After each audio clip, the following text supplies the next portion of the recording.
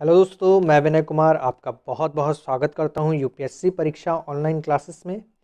दोस्तों, मैं आज आपको पढ़ाने वाला हूं जैन धर्म के बारे में। और इससे पहले मैंने आपको प्राचीन इतिहास में, ठीक है, सबसे पहले आपको टॉपिक कंप्लीट कराया था प्राचीन धार्मिक आंदोलन, और उसके बाद मैंने बौद्ध धर्म और फिर इस्लाम धर्म, इतना मैंने आपको पढ़ा रखा था। आज मैं आपके लिए बिल्कुल नया टॉपिक लेके आया हूँ जैन धर्म का, ठीक है। और जैन धर्म में आज हम पूरा पूरा डिटेल से कवर करने वाले हैं जैन धर्म को। और दोस्तों, अगर मैं इस टॉपिक की बात करूं, ठीक है, तो बहुत ही इंपॉर्टेंट टॉपिक है आपके किसी भी एग्जाम से, ठीक है। और काफ़ी अच्छे से आज आपको समझाने वाला हूं, तो बने रहिएगा मेरे साथ पूरे अंत तक के इस वीडियो में। सबसे पहले देखिए, हम बात करते हैं जैन धर्म की। तो जैन धर्म में जो जैन शब्द है, देखिए, ये संस्कृत के जिन शब्द से बना है, जिसका अर्थ होता है विजेता, ठीक है। और इसको कहीं कहीं पे जैन धर्म में जितेंद्रिय कहा गया है, ठीक है। जितेंद्रिय मतलब जिसने अपनी इंद्रियों को जीत लिया है, वो क्या है? जैन है, जिन है, ठीक है। तो जिन याद रखिए, जिन से जैन बन गया, ठीक है। और जितेंद्रिय भी वास्तविक रूप से वही है, ठीक है, जिसने अपनी इंद्रियों को जीत लिया। और जिसने इंद्रियों को जीत लिया है, उसने क्या प्राप्त कर लिया है? मोक्ष प्राप्त कर लिया है, ऐसा कहा गया है जैन धर्म में। जैन धर्म को संगठित व विकसित करने का श्रेय वर्धमान महावीर को जाता है, ठीक है। अब यहाँ पर देखिए, जब हम बात कर रहे हैं विकसित करने की, जैन धर्म को जो विकसित किया है, ये किया है वर्धमान महावीर। और महावीर मतलब वर्धमान महावीर को ही महावीर स्वामी के नाम से जाना जाता है। हालांकि ये इस धर्म के संस्थापक नहीं थे। अब संस्थापक ये नहीं थे तो संस्थापक कौन थे? तो पहले हम इस वीडियो में अब सबसे पहले बात करेंगे जैन धर्म के संस्थापक की। तो देखिए, वर्धमान महावीर ने जैन धर्म की स्थापना नहीं की, बल्कि इसको क्या करा है? संगठित किया है और विकसित किया है। संगठित और विकसित आपसे पूछता है तो आप ये बात बिल्कुल ध्यान रख लीजिए, वर्धमान महावीर ने, ठीक है। जबकि अगर मैं बात करूं स्थापना की, स्थापना इसकी किसने की है? ऋषभ देव ने। किसने की है? ऋषभ देव ने, ठीक है। और ये जैनियों के प्रथम तीर्थकर कहलाए, ठीक है। अब यहाँ पर देखिए, तीर्थकर किसको कहा गया, मैं समझा दे रहा हूँ थोड़ा सा। तीर्थकर में थोड़ा सा डिफरेंस होता है जैन धर्म में। देखिए, जिसने मोक्ष प्राप्त कर लिया है, ठीक है, जिसने मोक्ष प्राप्त कर लिया है। मोक्ष प्राप्त करने का मतलब जो जिनेंद्रिय है, ठीक है, जितेंद्रिय, जो जितेंद्रिय अर्थात जिसने अपनी इंद्रियों को जीत लिया है, वो क्या है? तीर्थकर कहलाता है, ठीक है। जितने भी जैन धर्म में मुनि हुए, उन सबको हम तीर्थकर के नाम से जानेंगे। और बात करें अगर ऋषभ देव की, तो एकमात्र यही है जिनका उल्लेख, ठीक है, हमें कहाँ मिलता है? ठीक है, ऋग्वेद में मिलता है। और इनको आदिनाथ के नाम से भी जाना जाता है, आदिनाथ के नाम से जानता है। और इनका उल्लेख कहाँ मिलता है? ऋग्वेद में मिलता है, मतलब वेदों में ऋषभ देव का उल्लेख है, ठीक। आगे बात करते हैं। ऋषभ देव श्याम्भू, ठीक है, श्याम्भू मनु से 5वीं पीढ़ी में पैदा हुए, ठीक है। तो श्याम्भू मनु, अब बात करते हैं मनु कौन थे। देखिए, जब सृष्टि का निर्माण हुआ, ठीक है, जब सृष्टि का निर्माण हुआ तो सबसे पहले जन्म हुआ मनु का, ठीक है। किसका? मनु का। और इसी मनु से उत्पन्न हुए मनुष्य, ठीक है। तो इस प्रकार से कहानी है, जैसा लिखा है मैं वैसा पढ़ा रहा हूँ, ठीक है। तो मनु की 5वीं पीढ़ी से कौन पैदा हुए? ऋषभ देव, ठीक है। सृष्टि के निर्माण के समय किसका जन्म हुआ? मनु का। और मनु से 5वीं पीढ़ी में कौन पैदा हुए? ऋषभ देव, ठीक है। मनु के बाद प्रियव्रत, प्रियव्रत के बाद अग्निरथ और नाभि, ठीक है। तो यहाँ पर ऋषभ देव के पिता कौन हो गए? नाभि हो गए। और इनकी देखिए पत्नी की बात करें तो ये थोड़ा सा गलत लिखा है, पत्नी की बात करें तो पत्नी इनकी कौन थी? जयंती, ठीक है। अच्छा, नाभि के ये सबसे श्रेष्ठ पुत्र थे। कौन थे? श्रेष्ठ पुत्र। ये भी बात आप बिल्कुल यहाँ पर क्या कर लीजिएगा, याद कर लीजिएगा कि नाभि के पुत्र कौन थे? ऋषभ देव। या ऋषभ देव के पिता कौन थे? नाभि। ऐसा क्वेश्चन आ चुका है, ठीक है। अच्छा, ऋषभ देव और जयंती ने मिलकर 100 पुत्रों को जन्म दिया, ठीक है, जिसमें से 100 पुत्र हुए। और सबसे बड़े पुत्र का नाम क्या था? भरत। और यहीं से भारतवर्ष नाम पड़ा। हालांकि इतिहास में आपको 2 लोग और मिलेंगे, ठीक है, जिनके नाम पर, ठीक है, भारतवर्ष का उल्लेख किया गया है, ठीक है। तो फिलहाल हम यहाँ पर जैन धर्म पढ़ रहे हैं, तो जैसा कि जैन के ग्रंथों में लिखा है, वैसे मैं आपको यहाँ पर बता रहा हूँ कि 100 पुत्रों में से सबसे बड़े पुत्र भरत जी महाराज थे। और इन्हीं के नाम पर क्या हुआ था? भारतवर्ष का नामकरण हुआ, ठीक है। तो ये आपका यहाँ पर क्या होता है? क्वेश्चन बनता है। अब यहाँ पर बात करते हैं पार्श्वनाथ की, ठीक है। अब ये पार्श्वनाथ कहाँ से आ गए? ठीक है, तो देखिए, मैंने भी आपको क्या बताया, सबसे पहले कौन आया? ऋषभ देव, ठीक है। इसके बाद बहुत सारे आएंगे, ठीक है, नेमिनाथ, मल्लीनाथ, बहुत सारे आएंगे। फिलहाल वो सभी इंपॉर्टेंट नहीं है। ऋषभ देव के बाद, ठीक है, पहले ऋषभ देव हो गए। और इनके बीच में, ठीक है, लगभग 21 आएंगे, ठीक है। तो देखिए, एक ये 21 इनके बीच में है। और फिर 23वें नंबर पर कौन आ गए? पार्श्वनाथ, ठीक है। तो पार्श्वनाथ कौन थे, इनके बारे में बात करते हैं। तो देखिए, जैन धर्म के 23वें तीर्थकर रहे हैं, ठीक है। तो तीर्थकर का आपको अर्थ बिल्कुल क्लियर है अब, ठीक है, कंफ्यूजन नहीं होना चाहिए तीर्थकर में। तो यहाँ पर हम बात कर रहे हैं पार्श्वनाथ की। पार्श्वनाथ का जन्म महावीर स्वामी के जन्म से 250 वर्ष पूर्व हुआ। ठीक है, तो देखिए महावीर स्वामी के जन्म से 250 वर्ष पूर्व हुआ और इनके पिता का नाम था अश्वसेन। क्या नाम था? अश्वसेन। काशी के ये राजा हुआ करते थे। ठीक है, काशी के उस समय के राजा थे। और इनकी माता कौन थी? वामा देवी। ये कौशल के राजा नरवर्मन की पुत्री रही। ठीक है, तो कौशल के राजा नरवर्मन की पुत्री थी और इनकी पत्नी का नाम प्रभावती था। तो देखिए ये सारी चीज़ें आपसे एग्जाम में पूछता है, इसलिए मैं यहाँ पर आपको बता रहा हूँ। ठीक है, पिता का नाम अश्वसेन, माता का नाम वामा देवी और पत्नी कौन है यहाँ पर? प्रभावती। ठीक है, और कुश स्थल की राजकुमारी थी। ठीक है, कहाँ की? कुश स्थल की। अच्छा, इसके बाद बात करें जैन ग्रंथों में पार्श्वनाथ को पुरुष दानियम, ठीक है, तो ये देखा याद रखिए, पुरुष दैनियम, ठीक है, कहा गया। जैन ग्रंथों में पार्श्वनाथ को पुरुष दैनियम कहा गया है, जिसका अर्थ होता है महान पुरुष। ठीक है, अच्छा, इनके अनुयायियों को निर्ग्रंथ, निर्ग्रंथ मतलब सांसारिक सुखों से मुक्त कहा गया है। निर्ग्रंथ कहा जाता है संसारिक सुखों से मुक्त हो, जो संसारिक सुखों से क्या हो? एकदम आज़ाद हो, उस पर किसी भी प्रकार का बोझ ना हो, उसको क्या कहते हैं? निर्ग्रंथ कहते हैं। अच्छा, पार्श्वनाथ ने क्या करा? 4 संकल्पों को दिया। जैन धर्म में 4 संकल्पों को दिया, जिसमें पहला था अहिंसा। ठीक है, अहिंसा मतलब जीव की हिंसा ना करना, किसी भी जीव की हिंसा ना करना, मतलब अपने फायदे के लिए किसी भी जीव को हम क्या कर सकते हैं? इस्तेमाल नहीं करेंगे। ठीक है, और इसके बाद दूसरा था सत्य। ठीक है, क्या था? सत्य, सत्य तथा मधुर बोलना, सत्य तथा मधुर बोलना। और फिर उसके बाद था अस्तेय। अस्तेय का मतलब होता है चोरी ना करना। ठीक है, और अपरिग्रह का मतलब होता है संपत्ति को ग्रहण ना करना, मतलब संपत्ति को आप ग्रहण मत कीजिए, जितना हो केवल उतना ही आप खाइए और उसी में खुश रहिए। तो इस तरीके से यहाँ पर 4 संकल्पों को क्या करा? पार्श्वनाथ ने जन्म दिया।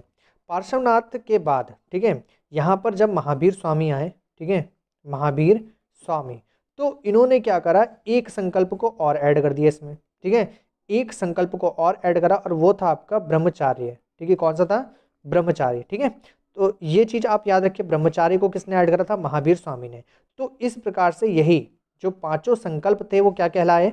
महापंच व्रत कहलाए। जैन धर्म के महापंच व्रत, जिसमें पहला अहिंसा हुआ, दूसरा था सत्य, तीसरा था अपरिग्रह, चौथा था अस्तेय। तो इन सभी का मैंने मीनिंग आपको बता दिया था। ब्रह्मचर्य को बाद में ऐड करा गया, तो पंच महाव्रत में कौन सा शामिल हुआ बाद में? ब्रह्मचर्य। इसका अर्थ था इंद्रिय निग्रह करना, मतलब इंद्रियों को काबू में रखना और बिल्कुल, ठीक है, इंद्रियों को कंट्रोल करना एक तरीके से। ठीक है, इसके बाद बात करते हैं महावीर स्वामी की। महावीर स्वामी, भगवान महावीर स्वामी का जो जन्म था, ठीक है, 2500 साल पहले, ठीक है, लगभग 540 ईसा पूर्व में वैशाली में हुआ था। 540 ईसा पूर्व वैशाली में हुआ था। इनके बचपन का नाम वर्धमान था और प्रतीक चिन्ह सिंह है। जन्म इनका कुंडग्राम वैशाली में हुआ। ठीक है, ये क्वेश्चन पूछता है तो ये आप यहाँ पर आप याद कर लीजिएगा। बचपन का नाम क्या है? वर्धमान है, प्रतीक सिंह, और जन्म कहाँ पर हुआ है? कुंडग्राम वैशाली में हुआ है। ठीक है, इसके बाद बात करते हैं 30 वर्ष की उम्र में इन्होंने त्याग कर दिया और अपने बड़े भाई, ठीक है, नंदीवर्धन से त्याग करने की आज्ञा ली और अपने घर को छोड़ दिया। 12 वर्षों की कठिन तपस्या के बाद इनको केवल ज्ञान प्राप्त हुआ। ठीक है, तो देखिए केवल ज्ञान कह दे या केवलव्य कहते हैं। ठीक है, केवलव्य तो केवल्य। ठीक है, तो ये दोनों सेम है। ठीक है, और इनकी थोड़ी सी डिटेल में बात करते हैं। देखिए इनके पिता कौन थे? पिता का नाम था सिद्धार्थ। ठीक है, पिता का नाम क्या था? सिद्धार्थ था। और बज्जी के कुंडलग्राम के ज्ञातक कुल के क्षत्रिय प्रधान थे। ठीक है, अच्छा देखिए ये क्षत्रिय हैं। ठीक है, अगर मैं देखिए आपको मैंने बौद्ध धर्म पढ़ाया था। ठीक है, महात्मा बुद्ध के पिता भी कौन थे? सुधोधन, और वो भी क्षत्रिय थे, महात्मा बुद्ध। तो इस प्रकार से महात्मा बुद्ध भी कौन थे? क्षत्रिय थे। ठीक है, और महावीर स्वामी भी कौन हो गए? क्षत्रिय हो गए। तो ये बात थोड़ी सी याद रखिएगा, दोनों कौन थे? क्षत्रिय थे। माता इनकी कौन थी? त्रिशला थी। लिच्छवी राजा चेटक की ये बहन थी। ठीक है, और पत्नी कौन है? यशोदा। इनकी पत्नी का नाम यशोदा है, कुंड्यंत्र गोत्र के राजा समरवती की कन्या। ठीक है, तो राजा समरवती की कौन है? ये कन्या है। पुत्री का नाम था इनका अन्नोजा प्रियदर्शना। ठीक है, अन्नोजा प्रियदर्शना इनकी पुत्री थी, और इनके दामाद कौन थे? जमाली। और सबसे पहले यही इनका क्या करते हैं? विरोध करते हैं। बाद में क्या होता है? ये इनके अनुयायी भी बन जाते हैं। ठीक है, तो पहले अनुयायी भी कौन होते हैं? जो इनके दामाद थे, जमाली। ठीक है, शिष्य की अगर हम बात करें तो इनके जो सबसे प्रमुख शिष्य थे वो थे मखली पुत्र गोशाल। सबसे प्रमुख, मैंने पहले नहीं कहा है, ठीक है, मखली पुत्र घोषाल। आगे चलकर इन्होंने भी क्या करा, अपना एक अलग से संप्रदाय बनाया जिसका नाम दिया था आजीविक संप्रदाय। और इस संप्रदाय को मानने वाला राजा कौन था, अशोक, सम्राट अशोक का जो पिता था, ठीक है, क्या नाम था इसका, बिंदुसार। और सम्राट चंद्रगुप्त मौर्य, ठीक है, का पुत्र बिंदुसार। ठीक है, तो पुत्र किसका है, चंद्रगुप्त मौर्य का, ठीक है, और पिता किसका है, अशोक का। ठीक है, तो इस तरीके से आप याद कर लीजिए। ठीक है, अशोक का कौन है, पिता है, और चंद्रगुप्त मौर्य का पुत्र है। ठीक है, तो आगे चलकर आजीविक संप्रदाय को किसने स्टार्ट किया था, मखली पुत्र घोषाल ने, और इसको माना किसने था, बिंदुसार ने। बाद में अशोक और अशोक का जो पौत्र था दशरथ, ठीक है, वो आगे चलकर क्या करते हैं, आजीविकों को गुफाएं देते हैं। ठीक है, कौन सी, नाग की गुफाएं। तो इसको याद रखिएगा, नाग की गुफाएं अशोक और दशरथ ने किसको दी हैं, तो आजीविकों को दी हैं। ठीक है, तो क्वेश्चन आते हैं छोटे छोटे, आपको बता दिए मैंने, ठीक है, इसी वीडियो में। नेक्स्ट हम बात करते हैं ज्ञान प्राप्ति की। ठीक है, 42 वर्ष की अवस्था में, ठीक है, 42 वर्ष की अवस्था में इनको ज्ञान प्राप्त हुआ, और मतलब इन्होंने 12 वर्ष तक के कठोर तपस्या की, उसके बाद इनको 42 वर्ष की अवस्था में ज्ञान प्राप्त हुआ। ठीक है, 30 वर्ष की आयु में घर से निकले, ठीक है, अपने भाई नंदीवर्धन से इन्होंने आज्ञा ली, और 12 वर्ष की तपस्या की, तो जैसे थे 42 वर्ष के हो गए, और यहाँ पर इन्होंने क्या करा है, ज्ञान प्राप्त कर लिया है। देखिए, जृभिका ग्राम का नाम है, यहीं पर नदी थी, ऋजुपालिका नदी, और इसी के तट पर इन्हें क्या होता है, ज्ञान प्राप्त होता है। और ये कहाँ पर ज्ञान प्राप्त होता है, साल वृक्ष के नीचे। ठीक है, तो यहाँ पर देखिए, मैंने आपको बताया था, देखिए साल वृक्ष, ठीक है, जो बौद्ध धर्म वाली वीडियो थी, मैंने आपको बताया था कि 2 साल वृक्षों के बीच में किसका जन्म हुआ था, महात्मा बुद्ध का, और 2 साल वृक्षों के बीच में ही उनका क्या होता है, देहांत होता है। ठीक है, उनको महापरिनिर्वाण प्राप्त होता है। तो ये क्वेश्चन है जो आपको याद रखने हैं। ठीक है, साल वृक्ष के नीचे ज्ञान किसको प्राप्त हुआ है, महात्मा बुद्ध ने, कह रहे हैं महावीर स्वामी को, जबकि साल वृक्ष के 2 साल वृक्षों के बीच में निर्वाण किसको प्राप्त हुआ है, महात्मा बुद्ध को। इनके प्रथम शिष्य देखिए कौन बने हैं, जमाली। मैंने बताया था इनके दामाद थे और ये भांजे भी थे। और प्रथम शिष्य की बात करें तो चंदना थी, ये भिक्षुणी संघ की प्रमुख बनी आगे चलकर। ठीक है, इसके बाद बात करते हैं प्रथम उपदेश इन्होंने कहाँ दिया, महावीर स्वामी ने प्रथम उपदेश दिया था राजगृह के, एक मिनट, प्रथम उपदेश उन्होंने दिया है राजगृह के विपांचल पहाड़ी पर, और ये बराकर नदी के तट पर पड़ती है विपांचल पहाड़ी। ठीक है, इनकी जो प्रमुख उपाधि थी, ठीक है, वो थी कैवलिन। ठीक है, इसको कैवल्य बोला गया है, और केवल ज्ञान भी कहीं कहीं पे बोलते हैं। ठीक है, और इसका अर्थ होता है सर्वोच्च ज्ञान प्राप्त व्यक्ति, सर्वोच्च ज्ञान प्राप्त व्यक्ति। और इसको 3 भागों में बांटा गया है, जिन, अहर्त और निर्ग्रंथ। जिन का अर्थ होता है विजेता, जैसे कि स्टार्टिंग में मैंने आपको समझाया। अहर्त का मतलब होता है जो पूजनीय योग्य हो, और निग्रंथ का मतलब होता है बंधन रहित, मतलब जिसका कोई भी बंधन ना हो। तो ये यहाँ पर थोड़ी सी प्रमुख बातें थी जो हमने जैन धर्म और महावीर स्वामी से संबंधित करी हैं।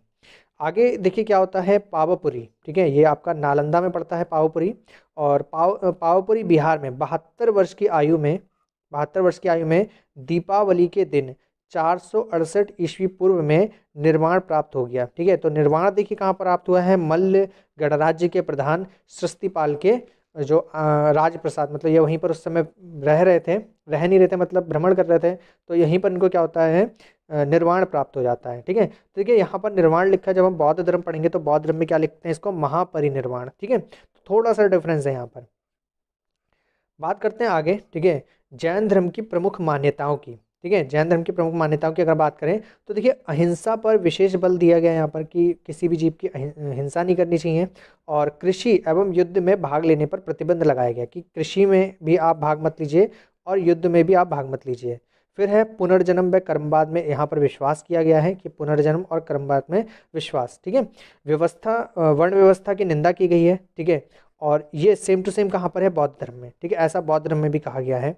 ठीक है, वेद, देवताओं के अस्तित्व को स्वीकार किया गया है। ठीक है, इन्होंने ये तो माना है कि देवता थे, पर यहाँ पर स्थान जो दिया गया है देवताओं को, वो जिन के नीचे दिया गया है। ठीक है, जो जिन, जिन का मतलब कौन था, जो महावीर स्वामी, ठीक है, वो भी एक जिन थे। ठीक है, जितेंद्रिय जैन। ठीक है, तो यहाँ पर क्या क्या है, इनका जो स्थान है वो देवताओं के नीचे रखा गया, सॉरी ऊपर रखा गया है, देवताओं का स्थान जिनके नीचे रखा गया है।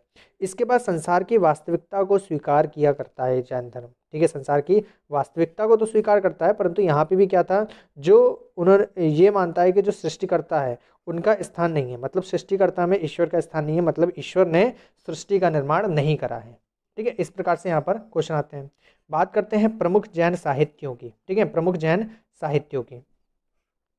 देखिए सबसे जो इम्पोर्टेंट यहाँ पर जैन साहित्य है ये आपका है आगम। ठीक है, आगम में 12 अंग, 12 उपांग, 10 प्रकीर्ण, 6 छेद सूत्र हैं, 4 मूल मंत्र हैं यहाँ पर, ठीक है। जैन धर्म के ग्रंथ की अगर बात करें तो अर्धमागधी में सारे ग्रंथ लिखे गए, ठीक है। बशर्ते भद्रबाहु द्वारा रचित कल्पसूत्र संस्कृत में लिखा गया था, ठीक है। भद्रबाहु द्वारा जो कल्पसूत्र था इसको किस में लिखा गया है? संस्कृत में, बाकी सब अर्धमागधी भाषा में थे। इसके बाद अगर हम बात करें तो देखिए प्रभात चंद्र ने प्रभात चंद्र ने, ठीक है, प्रभात चंद्र ने प्रमेय कमला मार्तंड की रचना की, ठीक है। प्रभात चंद्र, तो इस तरीके से क्वेश्चन आते हैं कि कमला मार्तंड की रचना किसने की है, तो याद रखिएगा प्रभात चंद्र ने, ठीक है। प्रमेय कमला मार्तंड। फिर इसके बाद है भगवती सूत्र, ये भी बहुत इंपॉर्टेंट, बहुत ज़्यादा पूछा जाता है, इंपॉर्टेंट है ये। महावीर स्वामी की जो जीवन है इस पर प्रकाश डालता है महावीर सूत्र, और 16 महाजनपदों का यहाँ पर पूरा उल्लेख दिया गया है। इसके बाद है आचारांग सूत्र। आचारांग सूत्र में जैन भिक्षुओं के आचार और नियम के बारे में बताया गया है। आचारांग सूत्र में जैन भिक्षुओं के आचार और नियम के बारे में बताया गया है। इसके बाद नेक्स्ट है हमारा परिशिष्ट पवन, ठीक है। परिशिष्ट पवन में इसकी रचना किसने की है? हेमचंद्र सूरी ने की, ठीक है। और 8वें नंबर पे देखिए महावीर स्वामी ने प्राकृतिक भाषा में धर्म का प्रचार किया। जैन धर्म के प्रचार के लिए पावापुरी में एक जैन संघ की स्थापना की। महावीर स्वामी द्वारा पावापुरी में एक जैन संघ की स्थापना की गई। और यहाँ पर देखिए हुआ क्या, प्रथम जैन संगतियों के बारे में पढ़ते हैं, ठीक है। तो जैसे हमारी प्रमुख जैन संगतियाँ थी या सम्मेलन थे, इसके बारे में पढ़ते हैं। प्रथम जैन संगति की अगर हम बात करें तो देखिए प्रथम जैन संगति कहाँ पर हुई है? पाटलिपुत्र, बिहार में, और 300 ईसा पूर्व में ये हुई है। इसके अध्यक्ष कौन थे? स्थूलभद्र, ठीक है।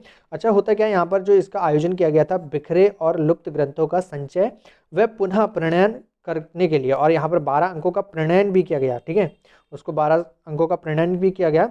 और जैन धर्म का इसी संगति में 2 विचारधाराओं में क्या होता है? विभाजन हो जाता है, ठीक है। तो क्वेश्चन ऐसे पूछता है कि जैन धर्म 2 भागों में कब बट गया? तो प्रथम बौद्ध संगति में, ठीक है। तो यहाँ पर डेट याद रखिए 300 ईस्वी पूर्व, ठीक है। और एक था दिगंबर और दूसरा था श्वेतांबर, ठीक है। 2 इसके भाग थे, एक दिगंबर और दूसरा था श्वेतांबर, ठीक है। दिगंबर नग्न रहने वाले कहलाए, ठीक है। और ऐसे साधु जो नग्न रह सकते थे उनको दिगंबर कहा गया है। और ये सभी भद्रबाहु के मतलब भद्रबाहु के शरण में थे, मतलब भद्रबाहु को मानते, फॉलो करते थे।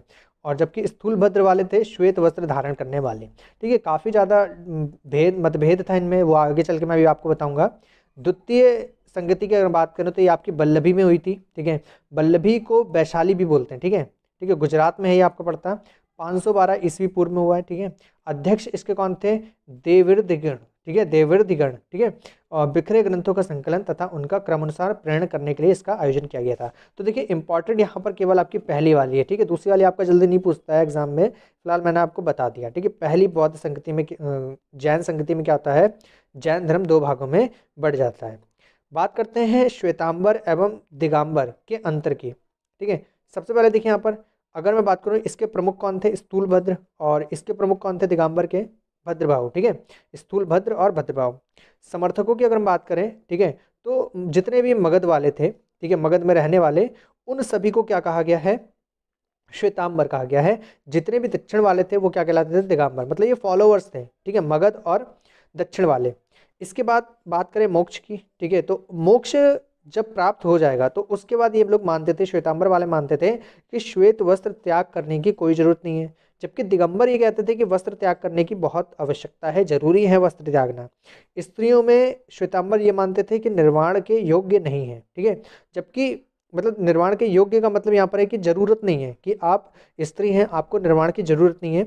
जबकि दिगंबर वाले, ठीक है, दिगंबर वाले ये मानते थे कि निर्वाण की आवश्यकता नहीं है, ठीक है। तो स्त्रियों को क्या है? निर्वाण की आवश्यकता नहीं है। और जबकि श्वेतांबर कहते थे निर्वाण के योग्य नहीं है। केवल प्राप्ति के बाद भोजन की आवश्यकता नहीं है, ऐसा कौन कहता था? श्वेतांबर। जबकि आवश्यकता है, यहाँ पर देखिए आवश्यकता है और दिगंबर में आवश्यकता नहीं है। श्वेतांबर कहते थे कि महावीर को विवाहित मानते थे, श्वेतांबर महावीर को विवाहित मानते थे, जबकि दिगंबर अविवाहित मानते थे। आगे बात करें तो देखिए, तो लिखा है 19वें तीर्थकर जो थे मल्लीनाथ, ठीक है, इनको स्त्री मानते थे, ठीक है। श्वेतांबर मल्लीनाथ को स्त्री मानते थे, जबकि दिगंबर इनको पुरुष मानते थे। आगम ग्रंथों को यहाँ पर स्वीकार किया गया है, जबकि दिगंबर में इन आगम ग्रंथों को अस्वीकार कर दिया गया है। तो ये थे हमारा जैन धर्म का पूरा टॉपिक जो मैंने आपको इस वीडियो में कंप्लीट करा दिया है। ठीक है, अब कुछ फैक्ट अगर होते हैं, ठीक है, काफ़ी सारी बातें अभी रह गई हैं, ठीक है, और मैं आपको नेक्स्ट वीडियो में कंप्लीट कराऊंगा। ठीक है, वैसे वीडियो काफ़ी ज़्यादा शायद लंबा हो गया है, तो अगर वीडियो अच्छा लगा तो प्लीज़ लाइक जरूर कर दीजिएगा, साथ ही साथ कमेंट करके बताइएगा वीडियो कैसा लगा है। ठीक है, आज इसको यहीं रोकते हैं, कल मिलते हैं आपको नए वीडियो के साथ, तब तक के लिए धन्यवाद, बाय बाय।